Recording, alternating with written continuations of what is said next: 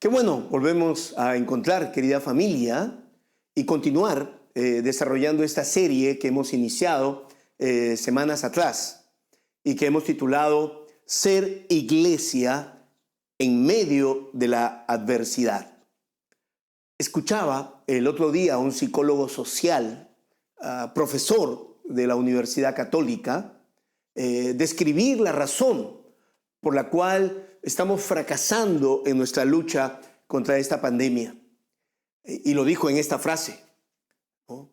Los peruanos hacemos lo que queremos hasta que alguien nos pone límites. Y con esta frase quería destacar la ausencia de una cultura de obediencia a la autoridad. Fíjense que muchos de los países que están saliendo adelante en la lucha contra este mortal virus son los países que han aprendido a obedecer a sus autoridades. La obediencia hoy en día es cuestión de vida o muerte. Si es así para nuestro país, ¿cuánto más para la iglesia? De ahí el título de nuestra charla, y es: sin obediencia no hay iglesia. No nos engañemos. Sin obediencia no hay iglesia. De ahí la importancia de entender y comprender por qué necesitamos aprender a obedecer a Dios. Y seguro, la obediencia será el mejor regalo que nosotros podamos hacer como iglesia a nuestro país en la construcción de un Perú diferente. Déjenme decirles 3 razones por las que debemos obedecer a Dios. La primera, sin obediencia no hay auténtica transformación. La segunda, sin obediencia no hay auténtica misión. Y la tercera, sin obediencia no hay auténtica alegría. Veamos el primer punto. Sin obediencia no hay auténtica transformación. Los versos 12 y 14 del capítulo 2 de Filipenses dice lo siguiente: por tanto, amados míos, como siempre habéis obedecido, no como en mi presencia solamente, sino mucho más ahora en mi ausencia, ocupaos en vuestra salvación con temor y temblor. Porque Dios es el que en vosotros produce así el querer como el hacer por su buena voluntad. Haced todo sin murmuraciones y contiendas. En estos versos, el apóstol Pablo le da el mejor cumplido, el mejor halago que le puede dar a una comunidad cristiana. Y es esta: ¿cómo se parecen a Jesús? Cuando veo su vida de obediencia, ¿cómo se parecen a Jesús? Y también dice que esa obediencia que los hace tan parecidos a Jesús es el fruto, la evidencia de la autenticidad de su salvación. Por eso les dice: ocupaos en vuestra salvación, ¿no? Cuando Pablo ve la obediencia de esta iglesia, ve que es una obediencia constante. Le dice: siempre habéis obedecido. Es una obediencia creciente, mucho más ahora. Y hay algunas verdades que quisiera dejar con ustedes. La primera de ellas es recordar que el propósito de la salvación no es solo asegurarnos un lugar en el cielo. El propósito de la salvación es hacernos parecidos a nuestro Salvador.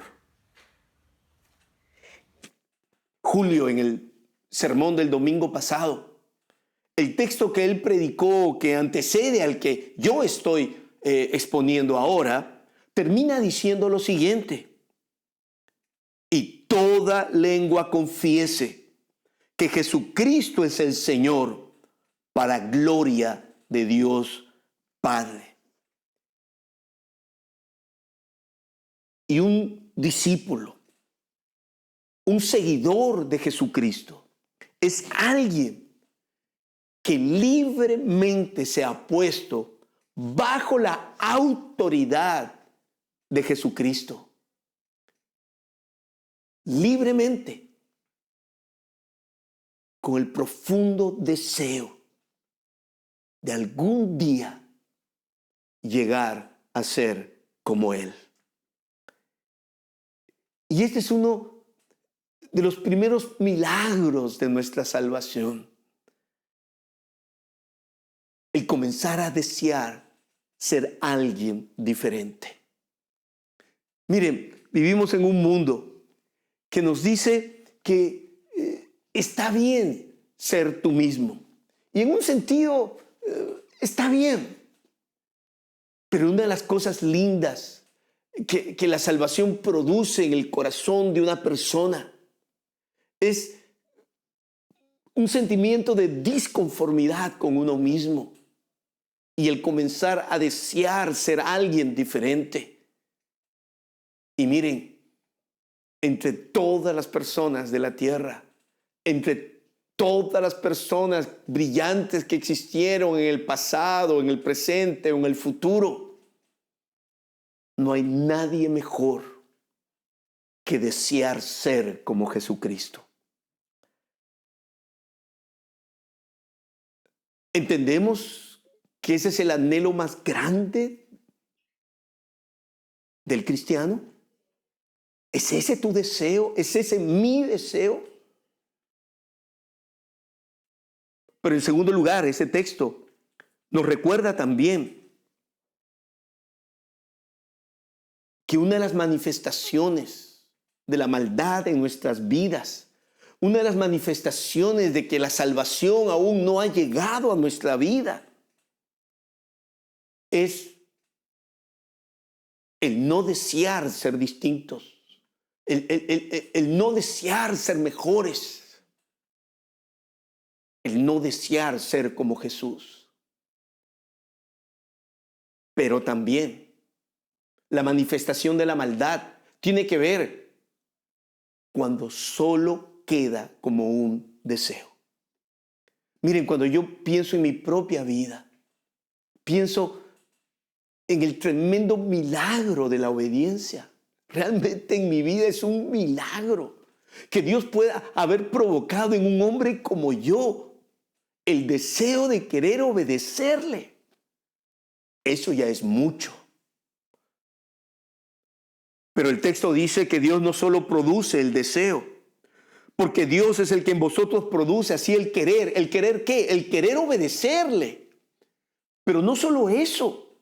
Dice que también es capaz de producir el hacer, el de convertir ese deseo en acciones concretas y específicas. Y el Dios que produce el deseo de obedecerle es también el Dios que nos da el poder para hacerlo. Qué importante es esto. Ahora, a la luz de esto, cuando evalúo mi propia vida, cuando veo lo que era mi vida 5 años atrás, 10 años atrás, 15 años atrás, sí, puedo reconocer que mi vida hoy es mucho mejor de lo que era hace mucho tiempo atrás, aún cuando comencé la vida cristiana. Pero ¿saben qué? No me siento satisfecho. Aún hay mucha tristeza en mi corazón, hay mucha frustración en mi corazón. cuando me doy cuenta cuán lejos estoy de obedecer a Dios como Jesús lo hacía. Y permítame compartir con ustedes una oración que escribí tratando de expresar esa tristeza. Señor Jesús, luego de tantos años caminando juntos, ¿me parezco un poquito a ti? Mi esposa, mis hijos, mis amigos, ¿pueden ver algún destello tuyo en mi vida?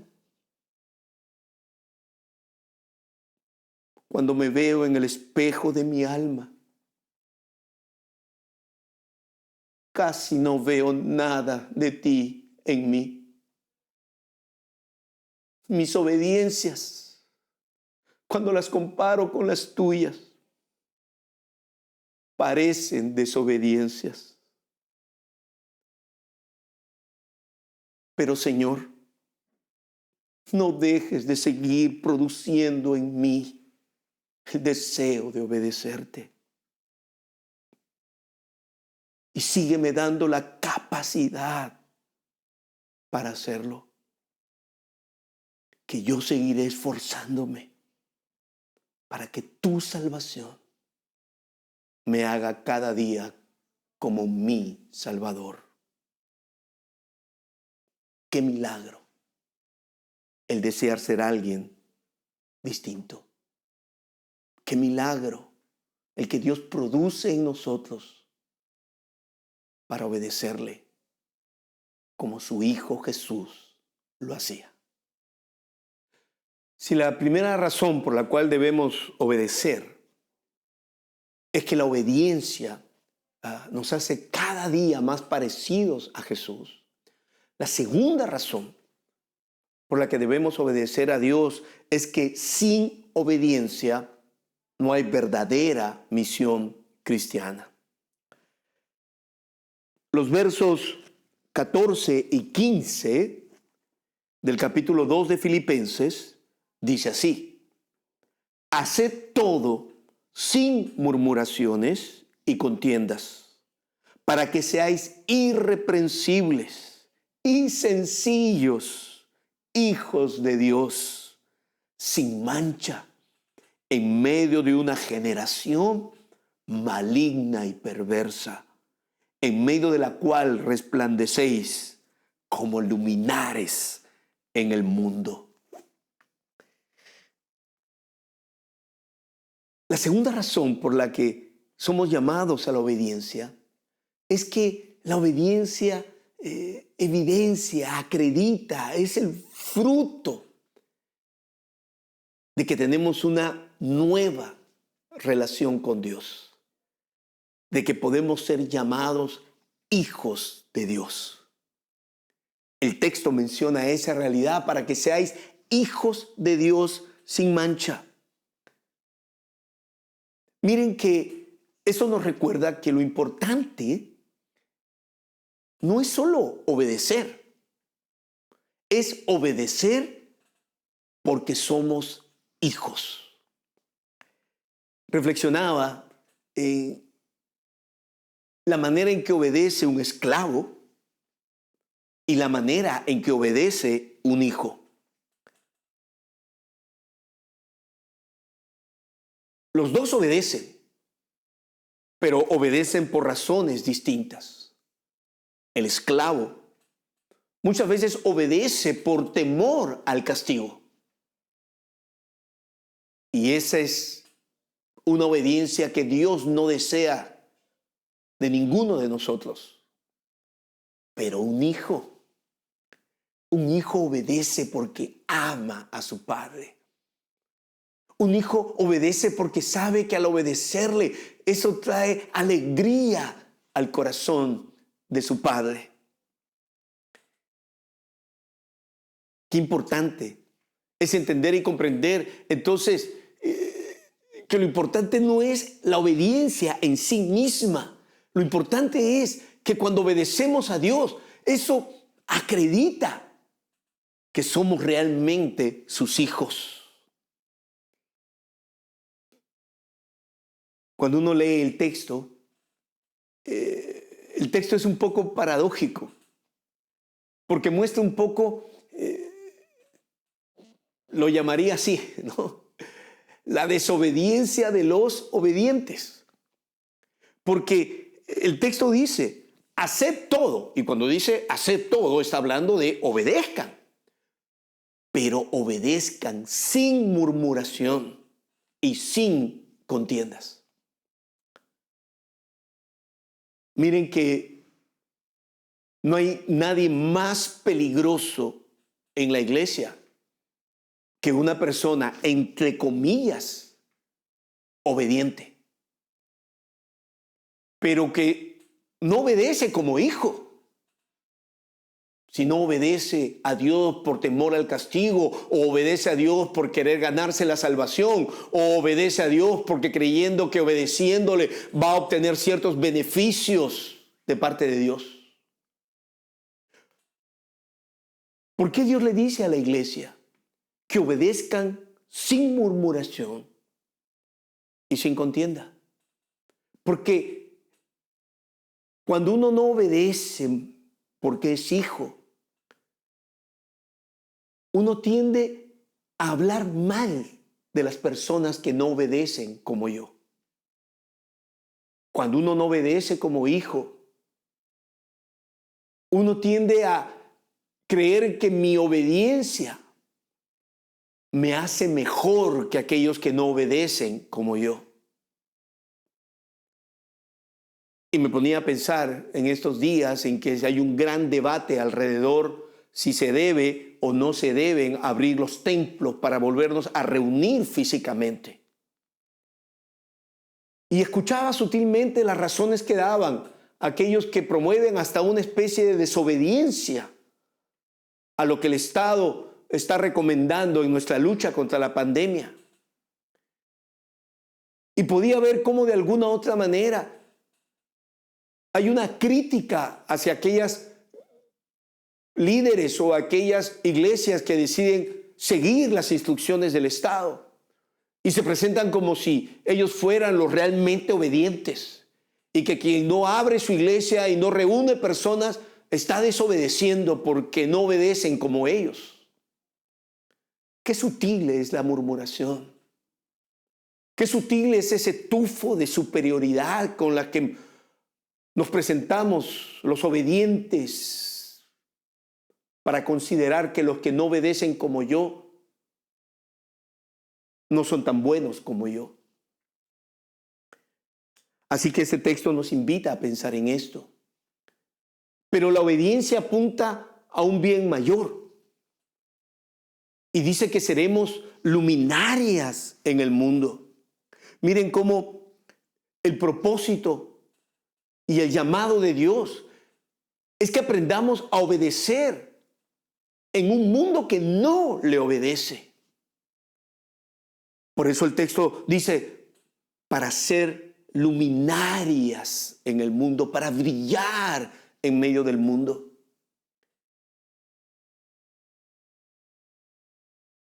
Pero no brillamos a través de nuestras palabras. Brillamos cuando somos hijos obedientes de Dios. Es nuestra obediencia la que ilumina al mundo. Y sin esa obediencia, el mundo seguirá en oscuridad. Pero no seamos ingenuos. Es cierto que cuando la iglesia brilla en el mundo oscuro, muchos van a querer dejar la oscuridad y venir a la luz. Pero muchísimos otros no. Sí, tomarán lo mejor de nuestra fe, lo mejor de nuestros consejos, lo mejor de lo que la iglesia puede dar, pero no tomarán nuestra fe porque Jesús dijo que la luz vino al mundo. Pero los hombres amaron más las tinieblas que la luz. Pero al menos aquellos que amaron más las tinieblas que la luz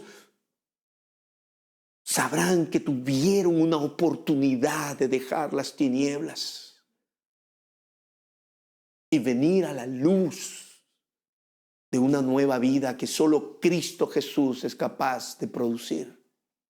Si la primera razón que el apóstol Pablo nos da para obedecer es que la obediencia evidencia la autenticidad de nuestra salvación.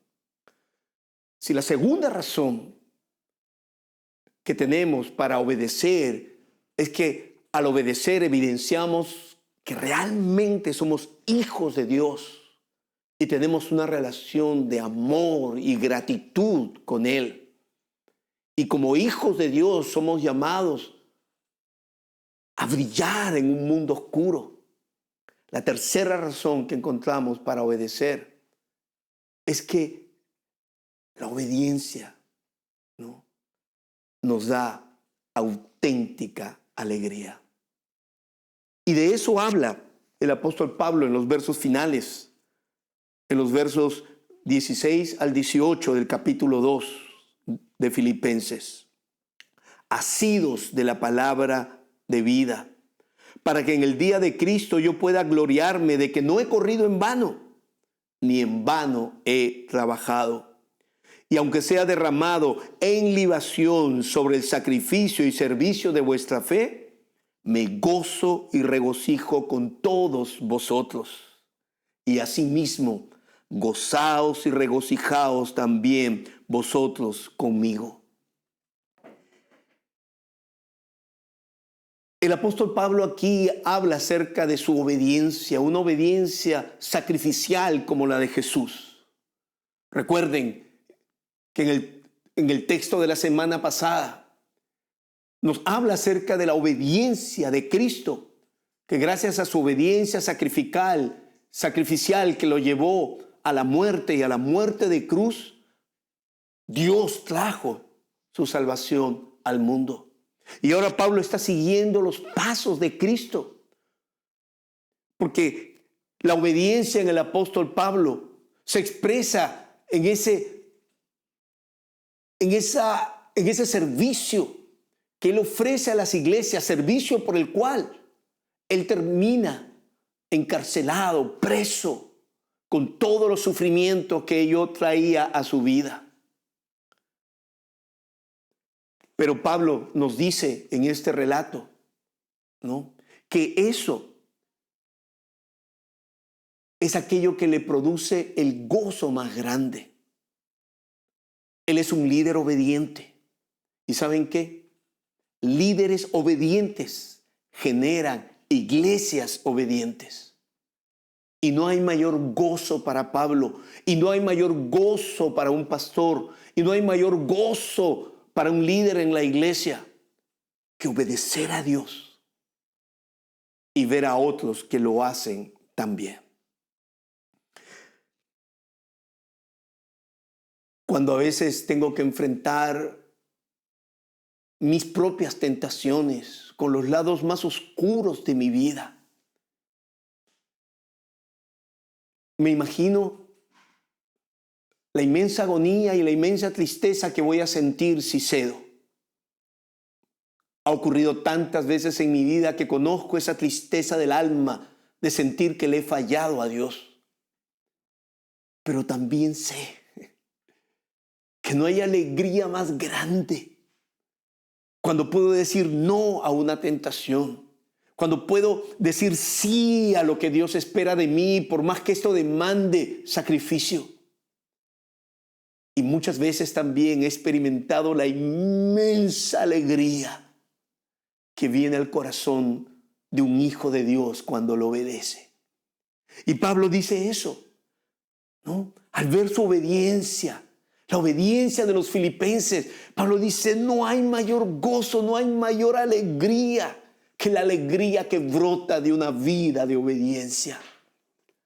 Haber experimentado alegrías tan grandes. Recuerdo cuando el Perú se clasificó al Mundial. ¡Qué alegría!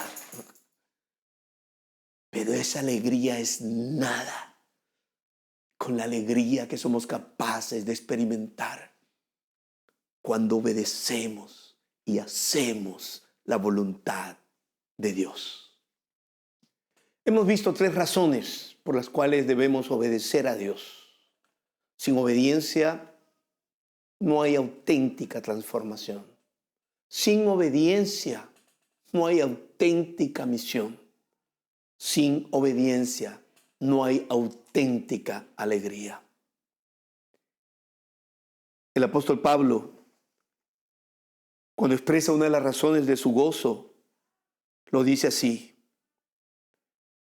para que en el día de Cristo, al ver la obediencia de la iglesia de Filipos, para que en el día de Cristo yo pueda decir que no he corrido en vano, ni en vano he trabajado.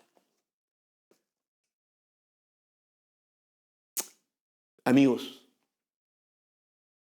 sin obediencia, sin tu obediencia, sin mi obediencia al Señor, todo habrá sido en vano.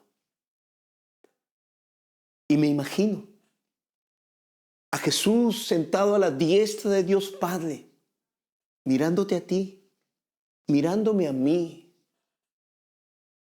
y preguntándose: ¿habrá valido la pena?